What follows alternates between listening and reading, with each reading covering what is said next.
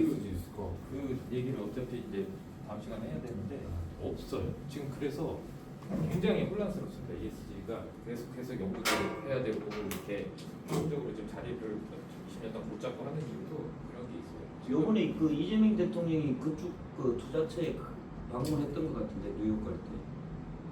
그 CEO 만나가지고. 그 이제 그 예를 들어서 우리 잘 알고 있는 ISO 아시죠? ISO 국제 표준화기구. 거기에서 우리가 지금 뭐 기업이나 또는 뭘 이렇게 특히 이제 기업에서 어떤 제품을 생산하는 데 있어서 국제 표준을 다 적용을 해서 생산을 하고 단위도 다 통일되고 하잖아요. 아까 지금 얘기한 재무제표도 마찬가지고. 근데 ESG는 아직 그런 게 없습니다. 없어서 사실은 그런 게 이제 선행이 되고 적용이 돼야 되는데 그 절차 전에 먼저 이렇게 적용이 돼서 굉장히 이제 혼란스러운 상황이죠. 그래서 이것도 할 얘기가 되게 많아요. 이제 EU에서 이제 먼저 시작을 해서 이제 그 EU도 나름대로 규제를 만들고 있잖아요. EU에도 이제 자체적으로 공시 지침이 있어요. 근데 거기에 EU에 들어가려면 이제 그 지침에 따라야 돼요. 그래서 그 지침에 따라서 공시를 해야 되고, 그럼 우리나라는 그걸 안 쓰잖아요. 그럼 우리나라는 뭐 어떻게 해요? 뭐 예를 들어서 KESG를 하는 거고, 미국은 또 따로 있어요.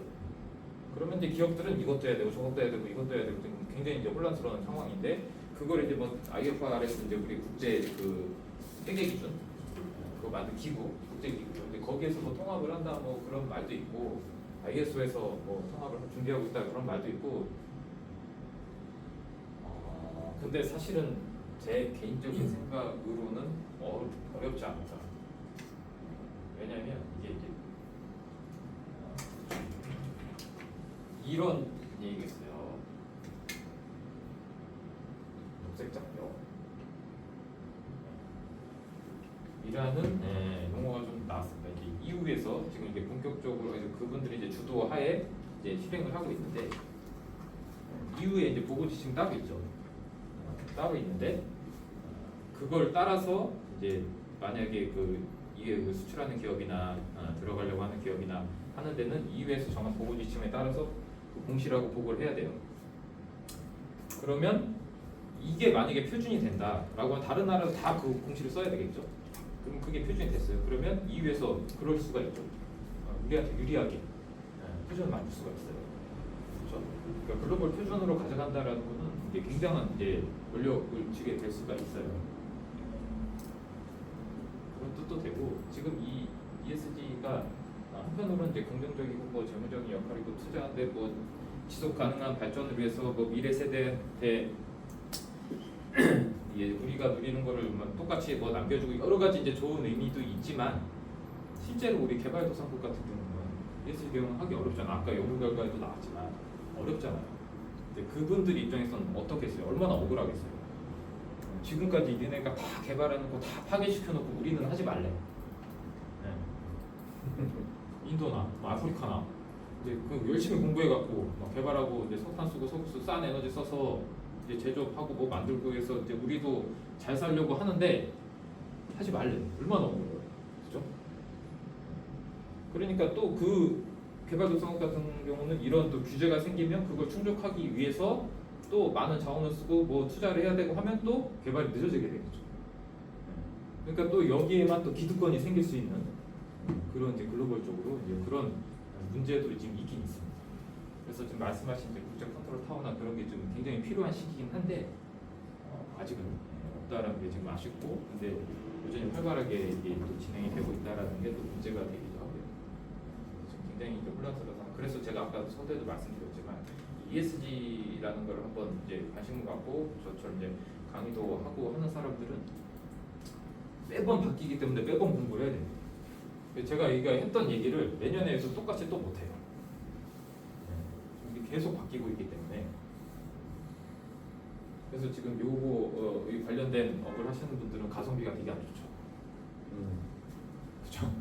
다른 한 번 하면 몇 년 써먹는데. 특히 이제 경제학 같은 경우, 경영경제학 같은 경우 아주 예전에 이제 발견된 이론이나 그거 갖고 지금까지 계속 쓰잖아요.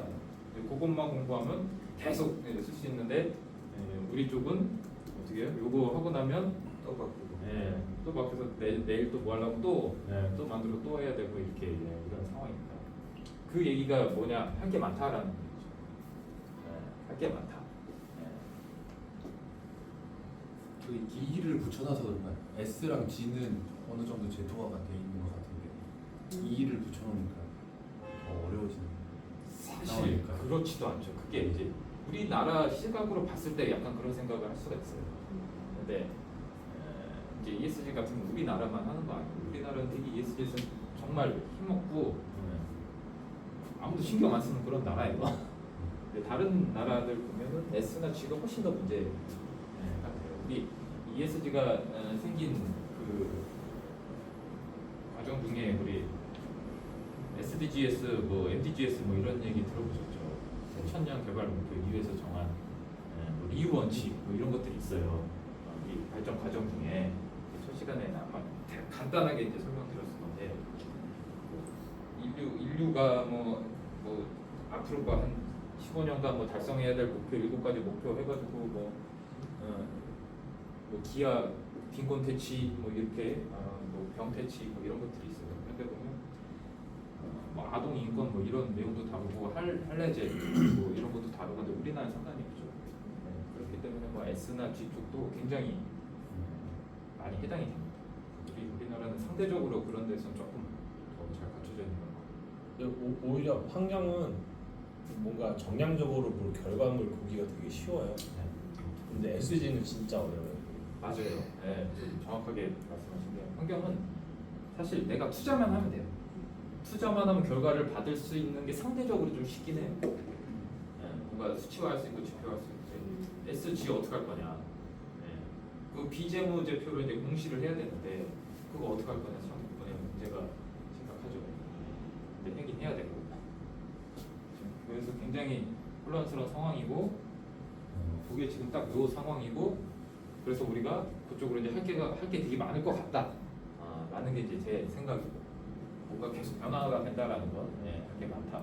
이러다 갑자기 뭔가 이제 규제가 생기잖아요. 갑자기 뭔가 규제가 생겨요. 그러면 그거 기업이 대응해야 되잖아요. 그럼 그게 또 우리 할 일이 되는 거죠. 그 경영이나 경제나 뭐 이미 이제 정립이 돼 있는 데는 그렇게 뭐 할 게 섭섭하게 들릴지 모르겠지만 상대적으로 여기보다 좀 적을 수는 있어요.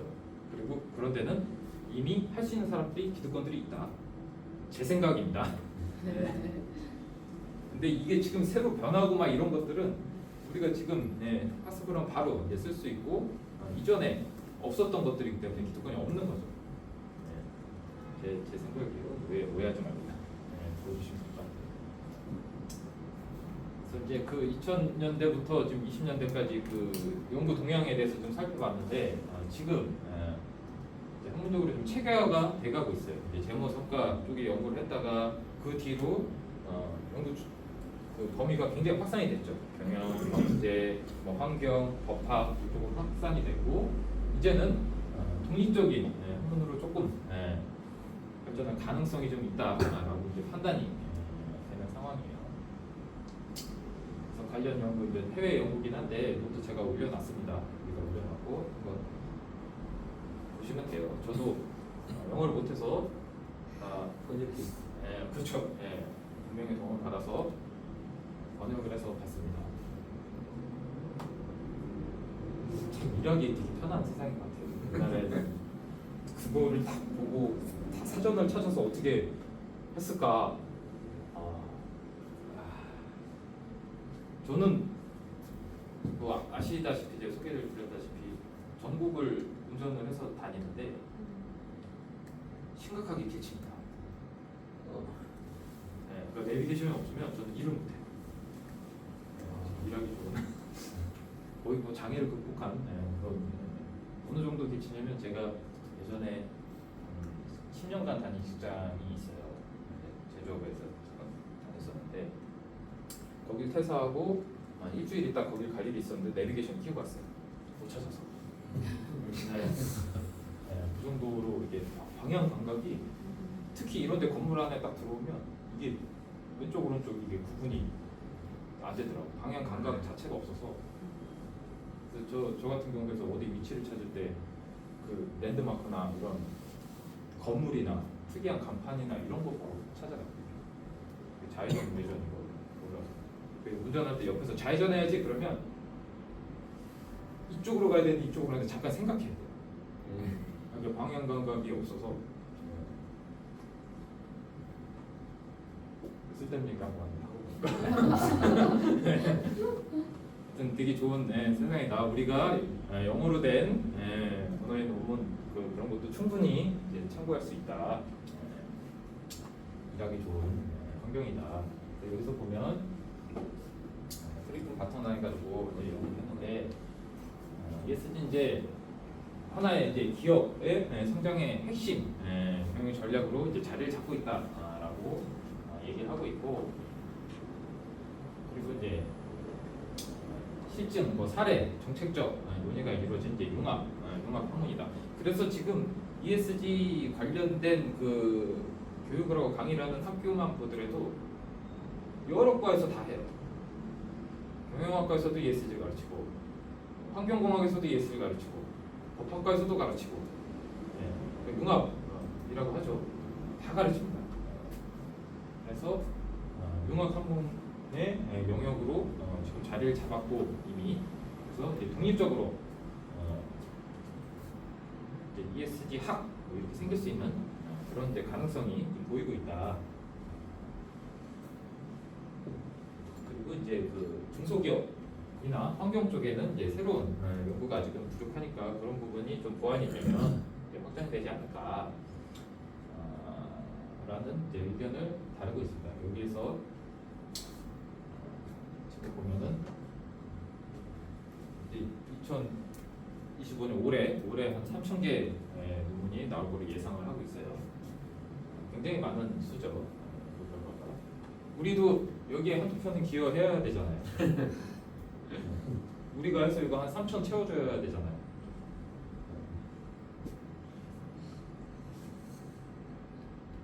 근데 이게 뭐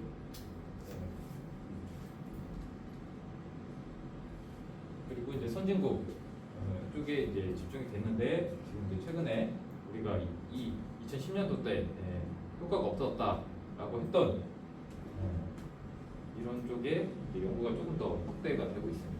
어떻게 하면 더 그쪽에도 적용시킬 수 있을까? 그리고 정말 놀랍게도 중국이 가장 많은 논문을 발표를 했어요. 우리나라는 그래도 상대적으로 제가 볼 때는 많이 한 것 같아요. 14%. 그래서 학문적으로 저는 초기에는 CSR 지속가능성에 대한 논의가 중심이 됐다가 지금 이전에는 재무성과 쪽으로 활발하게 이루어졌다가 지금 ESG 자체가 이제 독립적인 학문으로 구성을 하고 있다라고 정리를 하고 있습니다. 지금 아까 지금 질문해 주신 거 마찬가지로 이제 표준화가 지금 상당히 부족해요. 표준화가 지금 안 되고 있고, 그게 가장 큰 이슈라고 저는 개인적으로 생각을 하고 있고, 저것 때문에 이제 경영 성과가 조금 아까 경영 성과가 대부분 좋다라고 얘기했는데, 저 공시 이제 표준화가 안 된 것들 때문에 무효과 또는 부정적인 효과가 나오는 경우도 있습니다. 예를 들어서 그거죠. KESG로 했을 때는 A등급, GRI로 했을 때는 D등급이 나왔어요. 근데 어떤 고객은, A라는 고객은 KESG로 한 거 갖고 와라, B라는 고객은 요걸로 한 거 갖고 와라, C라는 고객은 뭐 다른 거로 한 걸 갖고 와라, 뭐 이런 거예요. 우리는 고객사가 많은데, 그럼 우리는 같은 성격의 일을 여러 번 해야 돼요. 그럼 자원이 엄청 들어가는 거예요. 그럼 요거 하려고 또 사람도 뽑아야 되고 설비도 들어야 되고, 그렇기 때문에 실제로는 경영 성과가 좋아질지언정 이런 것 때문에 영업이익 감소해서 매출은 좋아질 수 있어도 돈 버는 돈은 또 떨어질 수 있다.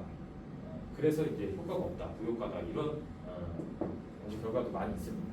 그래서 이제 표준화가 지금 상당히 이슈로 떠오르고 있고, 근데 어떻게 될지는 사실 잘 모르겠어요. 저도 잘 모르겠는데 지금 제일 유력한 거는 그 IFRS 산하 기관에서 표준화를 준비하고 있다라고 해서 곧 될 거다라고 하고 있는데 제 생각에는 그렇게 공표를 한다 할지라도 여러 이제 특히 EU나 이런 데서 반발하지 않을까. EU는 IFRS에서 나온 재무 공시도 그대로 안 쓰고 있는 거 혹시 아시나요? 그것도 자체적으로 좀 그들의 기관에서 조금 변형해서 자기들이 쓰고 있어요. 아무튼 지금 요거는 조금 더 논의를 해볼 필요가 있는 사항이다. 그리고 이제 신흥국, 개발도상국 연구가 굉장히 부족하고 현실을 반영을 해야 된다. 저기가 되게 사실은 되게 억울할 것 같아요. 지금 사실 이제 개발도상국 같은 경우는 특히 나이지리아 같은 경우는 매년 홍수로 엄청난 피해를 보고 있는 나라거든요. 홍수로 매년 엄청난 피해를 보고 있는 나라인데 지금 이제 기후가 많이 바뀌고 있잖아요. 기후 변화로 인해서 뭐 나이지리아 같은 경우는 홍수 피해가 매번 커져요. 매년. 작년인가 언제지? 그때도 이재민이 뭐 120만 명이가 발생을 하고 우리나라에서 상상도 할 수 없을 규모의 홍수가 피해가 발생합니다. 근데 거기가 매년 그 정도 스케일이 난 게 아니고 기후 변화 때문에 점점점 커지는 거예요. 피해가. 근데 그들은 그거를 복구할 수 있는 자원과 뭐 시설이 없죠. 그냥 몸으로 받아야 되는 거예요. 우리나라도 기후 변화를 당연히 겪고 있어요. 우리나라도 기후 변화를 겪고 있는데 우리는 그거를 대비할 수 있는 시설과 자원이 있죠. 홍수 피해가 나도 우리는 그 정도의 피해가 없어요. 지금 막 물 잘 빼주고 배수 시설 돼 있고 뭔가 와도 막 막고 뭐 하여튼 잘 돼요. 다른 나라도. 근데 거기는 똑같이 기후 변화를 겪고 있는데 피해가 점점 누적이 되죠. 근데 그거를 복구할 수 있는 기술이나 그런 게 없어요. 그러면 어떻게 해요? 점점 더 어려워지는데 자꾸 개발하지 말래요. 이 피해도 우리가 잘못해서 한 게 아니에요. 우리는 여전히 못 살고 그동안 저들이 진짜 개발하려고 석탄 쓰고 뭐하고 다 환경 파괴 시켜놓고 우리는 피해자다. 이런 이제 노조가 있습니다. 근데 왜 우리 뭐 하지 말래? 니네가 다 망쳐놓고 이렇게 얘기를 하는 거죠. 굉장히 억울하겠죠. 억울하죠. 어떻게 생각하십니까? 내가 나이지리아였다. 그죠? 근데 그런 거는 조금 예의적으로 조금 해줘야 되지 않나요? 그래서 이제 그런 것들을 이제 보존하기 위해서 국제기구에서 손실과 피해 기금인가 손실과 피해 기금이라는 이제 이니셔티브 그런 단체를 설립을 해서 잘 사는 나라에서 돈을 좀 걷어서 그렇게 피해가 가는 국가들한테 지원을 해주자라는 명목의 그 기구를 만들었는데 사실은 창립 의도하고는 다르게 지금 그렇게 잘 활발히 보존이 되지는 않습니다. 지원이 된 적이 있는데 그마저도 이제 대출의 형태로 지원이 됐다라고 알고 있어요. 지금 된 적이 있는데 아예 그냥 돈을 다 준 게 아니고 해줄 테니까 갚아라라는 식으로 됐다라고 알고 있고. 근데 분위기는 이제 좀 그런 식으로 가고 있지만 과연 우리를 포함해서 경제 대국 이렇게 인도적인 차원에서 도움을 줄까? 약간 의문이 들고 있어요. 한간에는 이제 그쪽 그런 데서는 계속 주장을 하고 있는 거죠. 내가 피해 보상을 해라. 그리고 뭐 횡재세 뭐 이런 얘기도 하고 있어요. 횡재세라는 거는 의도치 않게 이게 수익을 얻었을 때 세금을 내는 거죠. 우리 복권처럼 이제 그 동안에 개발을 열심히 해서 잘 산 나라들이 그런 횡재세 같은 걸 부과해서 우리를 좀 보존을 해줘야 되지 않겠느냐라고 이제 주장을 하는 부분도 있습니다. 그런 부분에서도 현실이 좀 반영이 돼야 되고 좀 연구가 좀 이루어져야 된다라는 게 지금 현실입니다. 그리고 이론적으로 굉장히 이제 분산돼 있고 다양한 프레임워크 이제 틀이 있으나 통합 부족, 즉 아까 얘기했던 표준화가 지금 상당히 부족하다라는 거고 우리나라뿐만 아니라 다른 나라에서도 마찬가지. 국외에서도 중소기업 연구는 상당히 이제 부재해요. 많이 지금 부족한 상태입니다. 그래서 향후에 표준화가 돼야 되고, 그리고 이제 디지털 기술, AI 지금 쓰고 있죠. 그래서 블록체인 기술로 ESG 성과를 분석을 해야 되고, 그리고 요거 이해관계 참여와 그린워싱 문제. 이 그린워싱 한 번씩은 다 들어보셨죠? 그린워싱이 뭐죠? 그린워싱이 쉽게 얘기하면 거짓말하는 거죠. 표현이 좀 그랬네. 내가 안 했는데 잘한 것처럼. 또는 내가 못했는데 알리지 않는 것. 그런 거 이제 그린워싱이라고 해요. 왜 이런 게 왜 생겼느냐? 표준화가 안 됐기 때문이에요. 공시를 하는데 표준이 없으니까, 표준이 있으면 뭐 1번부터 100개까지 다 공시를 해라 이렇게 하면 되는데, 그게 없으니까 1번부터 100개까지 중에 우리는 잘한 70개만 이렇게 얘기를 하는 거죠. 또는 잘 못했지만 어차피 내가 했다라고 내가 쓰는 거잖아요. 내가 했다라고 내가 쓰는 거기 때문에 잘 못했지만 잘한 것처럼 이렇게 쓰는 거예요. 그래서 공시를 해버리면 투자자들은 그 공시 데이터만 보겠죠. 그러면 이제 그것만 믿고 투자를 했다가 이제 잘못된 판단을 할 수가 있는 거예요. 그 워싱에 대해서는 우리가 이제 다음 시간에 제가 이제 이 관련된 논문도 좀 제공을 해드리고, 이거에 대해서 좀 한번 얘기해볼 필요가 좀 있을 것 같아요. 이게 이제 향후 연구 방안도 요 문제는 좀 심각하게 좀 다뤄줘야 된다. 그리고 이제 ESG는 이제 뭐 양적으로 질적으로나 빠르게 지금 연구가 진행되고 있고, 이게 제일 문제예요. 중소기업 또는 소외계층 이런 데서 지금 한계가 존재하고, 이제 향후에 심각한 성격으로 이제 발전할 가능성이 있다. 그래서 이게 지금까지 제가 정리한 내용입니다. 이게 이렇게 이론적으로 이렇게 딱 구분이 되어 있다 이런 건 아니에요. 그냥 제가 그 연구 결과나 이런 걸 봤을 때 통상적으로 요 정도 수준으로 지금 정리가 돼 있다. 2000년대는 이제 ESG라는 게 생겨서 이제 실무 프레임워크들이 생겨났고, 왜 실무 프레임워크가 왜 생겼느냐? 이제 투자를 받아야 되는데 ESG 공시를 해야 되는데, 그러려면 실무적으로 데이터가 필요하니까 그런 틀이 생긴 거예요. 그리고 그와 관련해서 정말 이거 하면 돈이 벌리냐, 기업이 정말 해야 되냐라고 해서 연구가 됐고, 그 연구 주제가 이제 확산이 됐고, 그러다 보니까 이게 정말 필요한 거다. 이게 한번 반짝하고 지나갈 게 아니다라고 하니까 이제 교육도 실행이 되고, 이제 제도적으로 뭔가 발전이 되고 한 거고, 지금은 현재는 이제 학문적으로 이제 체계화가 돼가고 있다라고 제가 정리를 한번 해봤습니다.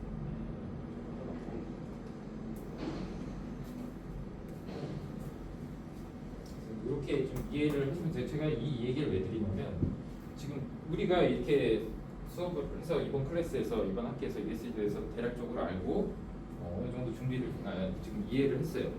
근데 조금 제가 이 정리를 왜 해드렸냐면, 끝난 게 아니잖아요. 계속 변하고 있잖아요. 그렇기 때문에 이거 끝나고 나서도 계속 보셔야 된다. 변하고 있다라는 거를 검증을 해드리려고 정리를 한 거예요. 제 얘기가 아닙니다. 제가 변하고 있다라고 주장하는 게 아니에요. 이렇게 여러 훌륭하신 분들이 다 정리를 해주셨어요. 이렇게 변하고 있다. 그래서 우리 할 일도 찾아주셨어요. 그래서 우리가 보고 하면 됩니다. 여기에서 이제 비즈니스 모델을 찾을 수도 있어요. 중소기업들 좀 미약하니까 이제 그 얘기 지난주에 혹시 들었나요? 중소기업 우리 고객께서 지속 가능 경영 ESG 하기 위해서 어디 체크시트 줬는데 그 얘기 안 했나요? 그 지난주에 중소기업 컨설팅 갔었는데 문의가 와서 이제 제가 방문을 했어요. 봤더니 거기가 이제 5명 있는 회사예요. 5명 있는 회사인데 대표님 계시고 격리하신 분 계시고 이제 3명이 생산하시는 분. 그 고객사 상위 고객사로부터 유저로부터 이제 ESG 해야 되니까 요거 준비해 주세요라고 하고 요구사항을 받았어요. 받아서 보니까 요구사항이 300가지가 넘어요. 직원이 대표님, 경님, 작업자 세 분인데, 근데 그 유저가 이 협력사의 상황을 모를까요? 나는 그게 너무 궁금해요. 상황을 그거를 알고 줬을까요? 모르고 줬을까요? 알고는 있겠죠. 당연히 알죠. 아는데 주면 그것도 ESG S, S에서 좀 그분들이 저기 뭐야 쉽게 얘기해서 잘 준수를 이행을 하지 못하고 있다라고 볼 수가 있습니다. 또 무량을 요구하잖아요. 또. 그래서 제가 봤더니 막 그걸 이제 문서를 만드시는 사람 한 명인데 무슨 저기 뭐 환경 뭐 온실가스도 측정해야 되고 탄소 발자국 해야 되고 인권 뭐 조례 만들어야 되고 뭐 준법 경영 시스템 뭐 수립을 해야 되고 막 지금 이런 상황이에요. 기업들이 얼마나 중소기업들 얼마나 힘들겠어요. 그래서 그거 우리 못하겠습니다 하면 그러면 다른 업체 찾겠습니다 이렇게 되는 거겠죠. 지금 진짜 실제로 그렇지 않겠어요? 우리 대기업이니까 우리 협력사한테 그러면 안 돼요. 영업이라. 그렇게 요구를 하고 있어요. 되게 혼란스러운 상황인 것 같고 내년쯤 되면 아마 내년에는 우리가 이제 코스피 2조 이상 기업이 의무 공시하게 돼 있잖아요. 그러면 이제 이런 요구사항들이 더 중소기업들한테 많이 갈 거란 말이에요. 그러면 이제 새로운 이제 비즈니스 모델이 나올 수도 있고 또 내가 그런 기업에 있다라고 하면 우리 자체적으로 준비를 또 하셔야 되겠죠.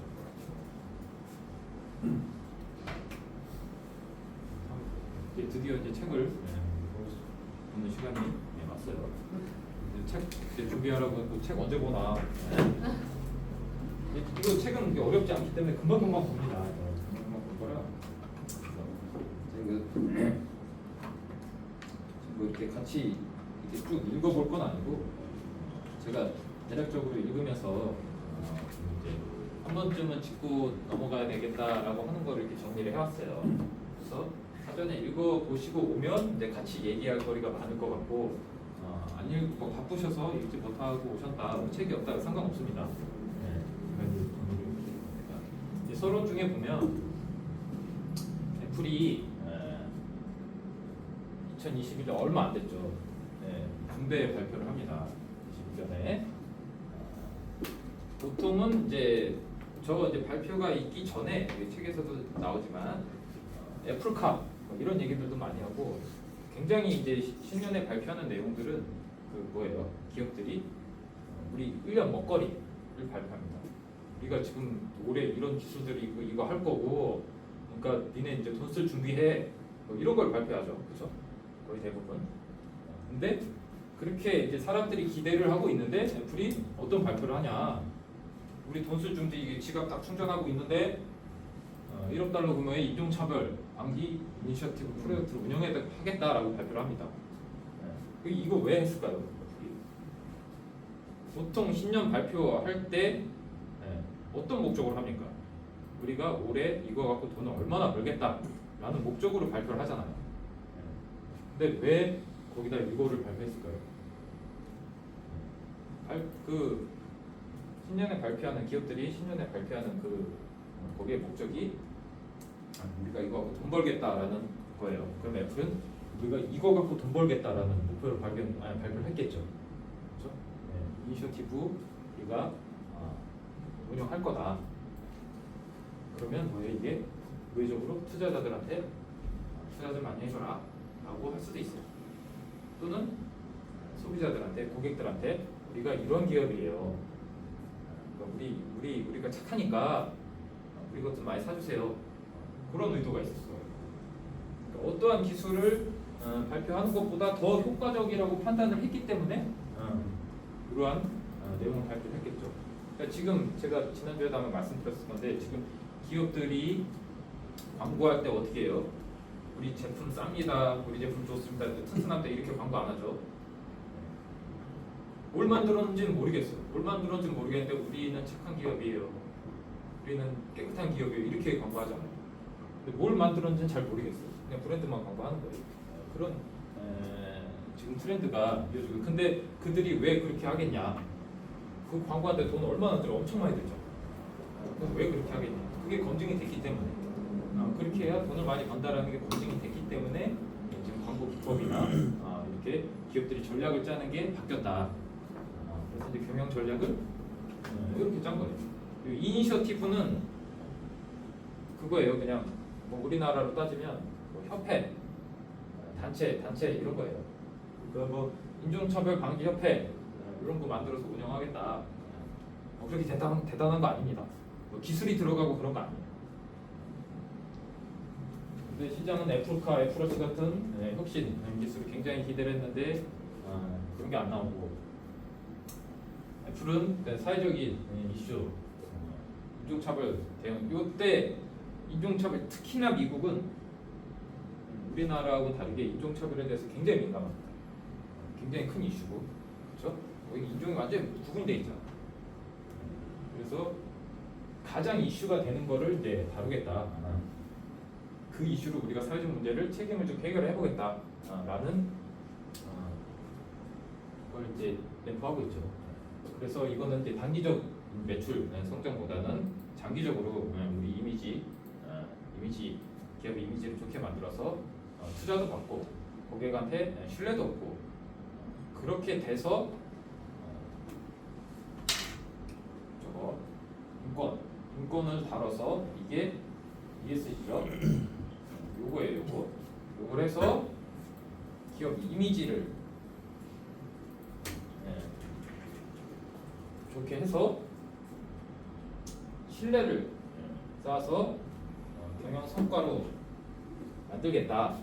조사엔 이런 메커니즘이 있는 거죠. 요 메커니즘이 연구 결과로 다 검증이 된 거예요. 그렇기 때문에 그런 연구 결과를 보고 애플에서 이런 전략을 짠 거죠. 우리가 이제는 바짝 개발해서 1년에 기술 하나 개발해서 올해 돈 벌고 끝 이게 아니고 우리 기술 개발은 당연히 하는 거고 지속적으로 하는 거고 그것보다 기술로 충족할 수 없는 그런 이미지 신뢰를 써서 장기적으로 계속해서 우리 제품 사기끔 만들자라는 전략을 우선시해서 이런 초부정 발표를 한 겁니다. 근데 애플뿐만 아니고 마이크로소프트, 아마존, 뭐 우리가 구글 뭐 다 아는 기업들이 이때부터 다 이런 형태로 발표를 하게 돼요. 소비자들은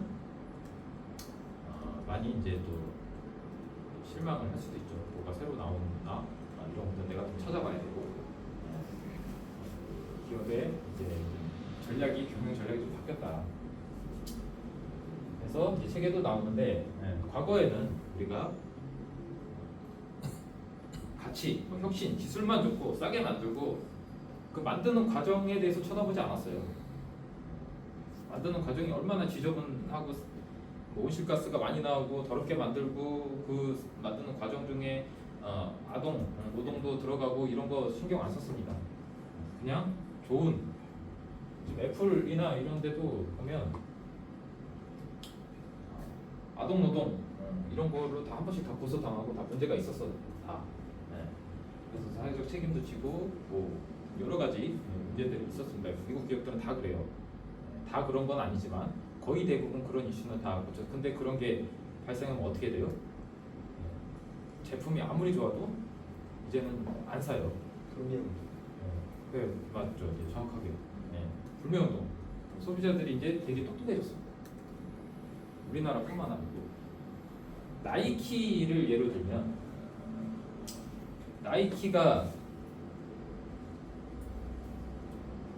거의 이제 창업을 해서 적자 없이 계속 성장했잖아요. 끊임없이 성장을 하다가 90년대 말인가 2000년 초반인가 사건이 하나 있었어요. 뭐냐면 그 제품을 잘못 만들고 뭐 품질이 안 좋고 이게 아니에요. 제품 너무나 좋고 품질도 좋고 다 좋은데 가격도 싸고 다 좋은데 사진이 한 장이 나갑니다. 그게 뭐냐?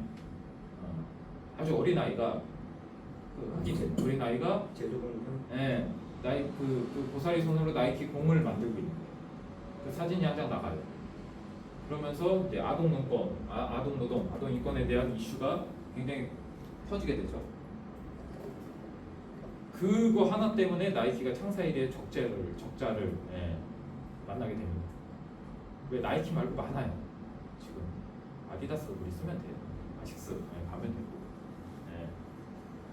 많잖아요. 그러니까 소비자들이 굳이 야 그 애들 그렇게 해갖고 아동 노동 쓰면 싸잖아요. 그렇죠? 성인 애들 지금 뭐한 3분의 1, 2분의 1도 안 돼요. 경기가 착취도 할 수 있고 밥만 먹여주면 되고 그러니까 소비자들이 이제 불매운동 아주 전 세계적으로 그래서 그 적자를 그걸로 인해서 거기 지금 사장님 잘리고 그리고 전문 경영인이 다시 들어왔는데 그분이 뭐 경영을 잘해서 이게 아니고 사회적 책임 전문가가 들어왔어요. 경영을 하는 그 사람이 아니고 그 사람이 그 사회적 책임 전문가가 들어와서 CEO가 돼서 다시 그 이제 시스템을 완성시킨 거죠. 각 해외 공장에 이제 본사 인원을 파견을 하고 뭐 저기 일하는 사람들 뭐 이제 선발하는 시스템도 고치고 그래서 정말 어려운 과정을 거쳐서 다시 조금 이제 회복을 하는 사례가 있었습니다. 그래서 이런 게 지금은 그런 게 굉장히 중요하다라는 거예요. 아주 이제 사소한 그 노동인권 그 문제 하나로 제품이 뭐 말썽이다 이런 게 아니잖아요. 비싸다 이래서 안 사는 게 아니라 제품에 이슈가 있다 그건 일시적입니다. 왜냐하면 나이키 같은 경우는 축구공 말고 옷 되게 많습니다. 이거 하나 잘못 만들면 딴 데서 메꾸면 돼요. 지금은 이제 그게 안 된다라는 거죠. ESG를 하지 않으면 그렇기 때문에 투자자들이 어떻게 해요? 요거 그때부터 그래서 이제 블랙한테 마찬가지. 요거 안 하니까 아무리 잘 만들어도 회사가 망하는 거예요. 내가 투자금 회수 못 하는 거예요. 지금 상황. 그러니까 투자자들이 야 우리 이러다 지구 망해 이게 아니고 우리 돈 벌기 위해서 지금은 요거 안 하면 내가 돈 못 벌겠구나. 그럼 요거 지키려면 어떻게 해야 돼? ESG를 해야 되는구나. 그래서 이 투자자들이 ESG 안 하면 우리 투자 안 합니다. 그렇게 된 거예요. 지금은 이제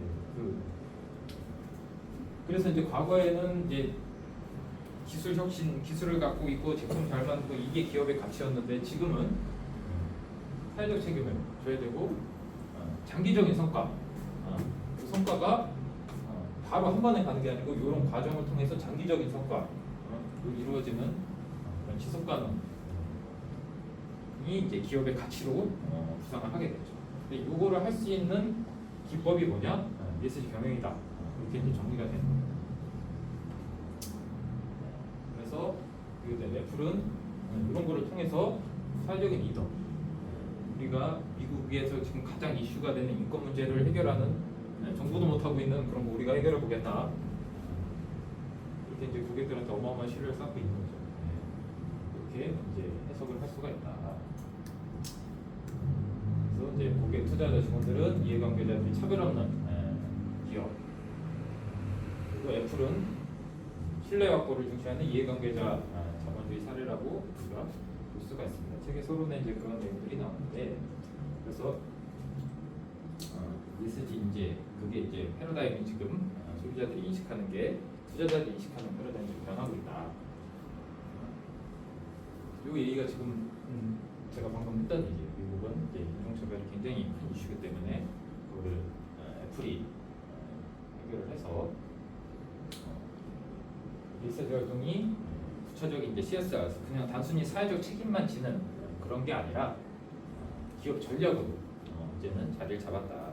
예전 같은 경우는 기업이 돈 벌어서 그냥 사회적 책임지고 그게 기업의 가치로 연결되는 그런 형태가 아니었고 ESG는 그게 즉각적으로 기업 가치로 이제 반영이 될 수가 있다라고 보시면 될 것 같습니다.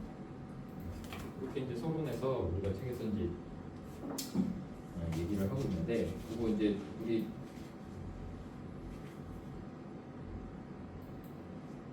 연예인들이 책 읽기 어려우실까봐 제가 내용을 이렇게 정리를 하고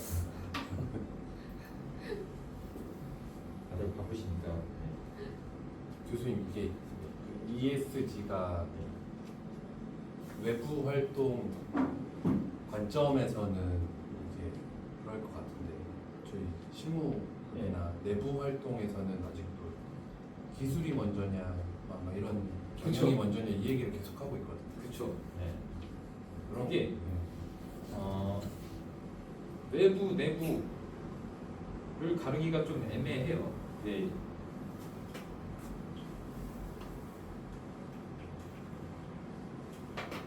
그 지금 이제 ESG 같은 경우는 그 기존에는 이제 주주 가치에 중점을 두고 이제 경영을 한 거고, 주주 가치에 중점을 두고 경영을 한 거고, 지금 이제 이해관계자를 중점으로 두고 한 건데, 이 내부 직원들도 이해관계자란 말이죠. 그렇죠. 근데 지금 그 외부적으로는 뭐 ESG를 해서 뭐 장기적인 관점, 뭐 고객의 저기 뭐 신뢰를 증가하고 이런 활동들을 하는데, 근데 내부적으로 기술 얘기를 안 할 수가 없는 게 이제 기술은 당연한 거기 때문에 아무리 우리가 사회적 책임을 다하고 뭘 해도 기술이 뒷받침되지 못하면 소비자는 외면합니다. 그러니까 기술은 당연한 거기 때문에 그거 활동은 당연히 해야 되고 플러스로 이걸 해야 된다. 이거 한다고 해서 기술 발전이 등한시된다? 그건 아니죠. 지속 가능한 발전이라는 거예요. 발전은 유지가 되되 이거 플러스로 해야 된다. 그러니까 지금 하시는 일에서는 크게 변화가 없을 거다. 더 열심히 기술 발전을 하는데 그 발전하는 과정이 그 과정을 들여다보면 깨끗해야 된다. 발전하는 과정에서 탄소가 없어야 되고 뭔가 인권이 보장돼야 되고 경영의 투명성이 보장이 되고 좋은 결과물이 나와야 된다. 근데 여기 A사도 그렇고 B사도 그렇고 결과물은 똑같아요. 결과물은 똑같은데 이 비재무 공시를 보니까 여기가 더 깨끗해. 그러면 이제 일로 장기적으로는 일로 이제 사람들이 쏠린다. 라는 게 이제 설명을 하고 있는 거죠. 이거 ESG 한다고 해서 지금 보면은 우리 본연의 업무를 제치고 환경 생각하고 이게 인권만 보장하고 투명하게 경영하고 나면 안 되죠. 그래서 이제 그렇게 오해를 할 수도 있어요. 당연한 결과입니다. 그래서 중소기업들이 그래서 힘든다는 게 이거는 우리가 안 하던 일이에요. 부수적인 일. 그러면 새로운 인력들이 들어오거나 아니면 교육을 받아서 해야 되는데 중소기업들은 그럴 만한 자원이 없죠. 사람을 뽑기가 얼마나 힘드니까. 그렇죠. 그리고 얘는 생산 3명이 하는데 이 사람 2명 교육 보내면 어떻게 해요? 회사. 그래서 이제 좀 어려운 부분이 있어요.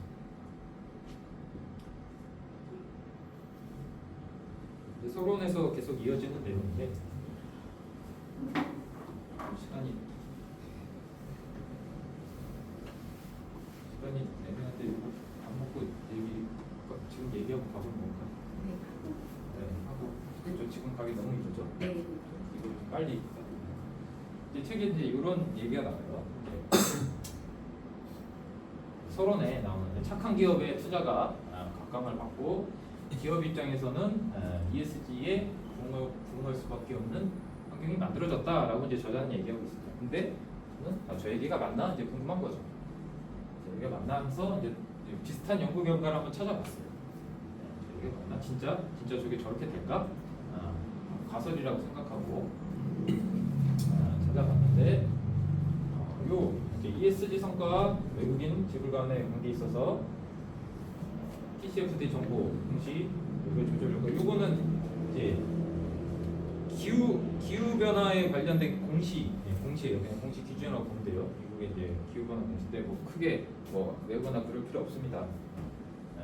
그러니까 환경에 대해 기후 변화에 대해서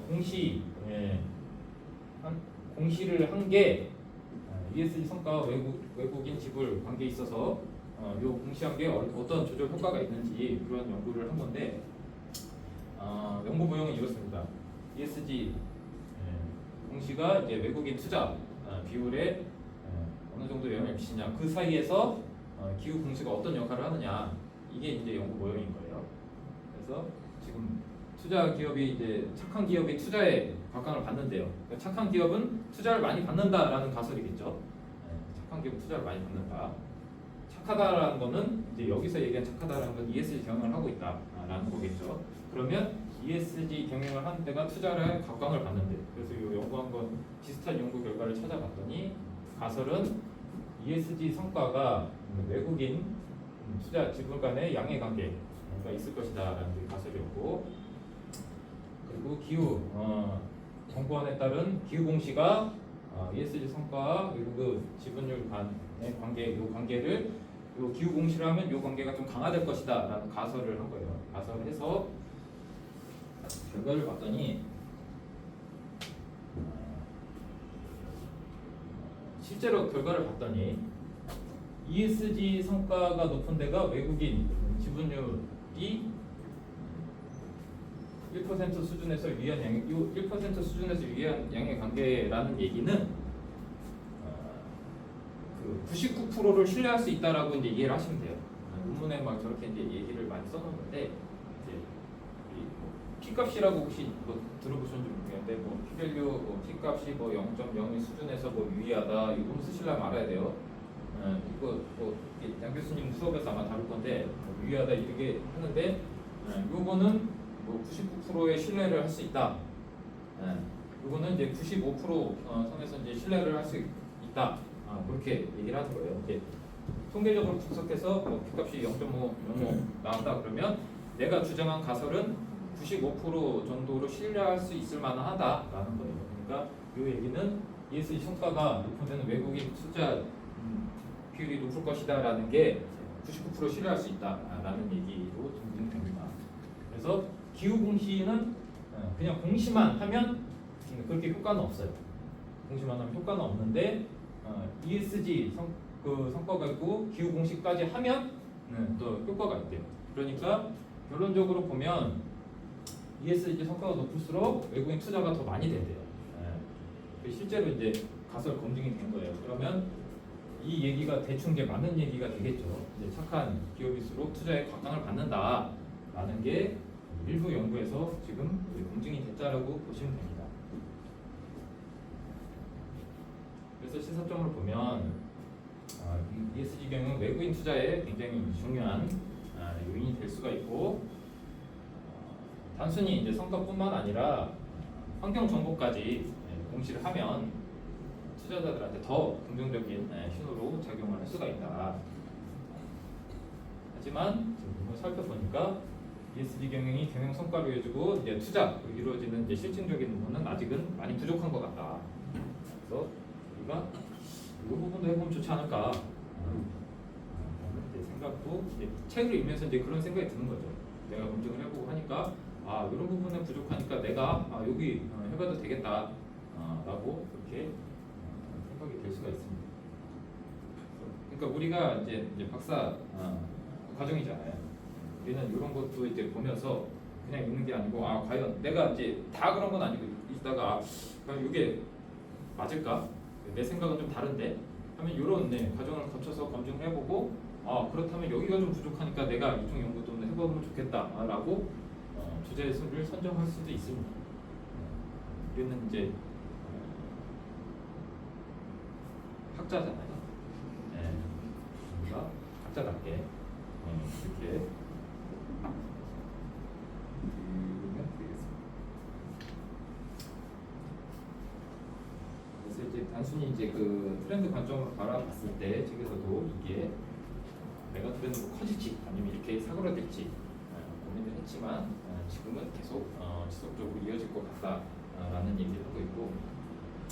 그리고 또 이제 소비자 관점에서 ESG를 설명한 자료도 거의 없습니다. 지금 보면 대기업 관점, 기업 관점이잖아요. 기업 관점. 네, 과연 소비자들은 ESG를 ESG 경영을 했을 때 정말 이게 그 경영 성과, 즉 매출로 소비자들이 돈을 쓸까? 지금은 이제 대기업들이 ESG 경영을 하면 대기업 관련 자료를 조사를 한 거잖아요. 대기업한테 설문조사에서 대기업 데이터를 보고 대기업이 ESG 하니까 기업들이 매출이 증가했더라 라고 이제 데이터가 나왔으니까 그런 연구 결과가 있어요. 근데 이 매출이 증가한 게 뭐죠? 이제 대기업들이 연구 결과를 보면 이거를 해서 매출이 기업 경영 성과가 이제 좋아졌어요. 근데 요 사이에 보면 이게 뭐 때문에 좋아진 건지, 그 사이에 뭐가 있는 건지, 어떤 메커니즘이 있는 건지, 정말 소비자들이 다 돈을 써서 이렇게 매출이 좋아진 건지, 이익이 좋아진 건지, 아니면 요걸 하니까 이 사이에 뭔가 기업의 뭐 효율성이 증가돼서 우리는 소비자들이 사주진 않았지만 효율성이 증가돼서 이익이 증가된 건지는 모르는 거예요. 그러니까 요 사이에 진짜 이걸 하면 소비자가 진짜 그 ESG 경영으로는 소비를 많이 늘리는지에 대한 연구가 많이 부족하다. 그러면 어떻게 해서 소비자를 대상으로 설문조사 해야 되겠죠. 데이터를 수집하고 그 어떻게 해요? 그 ESG 기업 ESG 하니까 사줄만 하세요? 이렇게 다 데이터를 모아서 이제 연구를 해야 되는 거죠. 네. 그런 연구가 조금 사실 좀 부족하다. 그래서 지금 아마 그런 연구도 지금은 많이 나와 있을 거예요. 나와 있을 거고 이 책이 써진 지는 이게 21년에 한번 써지고 23년에 한번 개정이 됐어요. 2년이 지났죠. 그러니까 많은 변화가 있기 때문에 얘기를 하고 있습니다. 지금 최근에는 이제 기업이 아까도 나이키 관점에서도 얘기를 했지만 이게 경영을 잘한다, 제품을 잘 만든다 이게 아니고 환경적인 사고나 인권 문제나 경영진들이 법을 준수하지 못했다 이렇게 되면 제품의 질과 가격과는 상관없이 아까 우리 원님께서 말씀해주신 불매운동 소비자들이 이제 가치관이 변했어요. 이제 가치 소비라는 세대란 말이죠. 그렇기 때문에 굉장히 좀 어려워질 수가 있다. 이 가치 소비에 대해서는 다음 시간에 제가 얘기를 하겠습니다. 식사하고 와서. 혹시 질문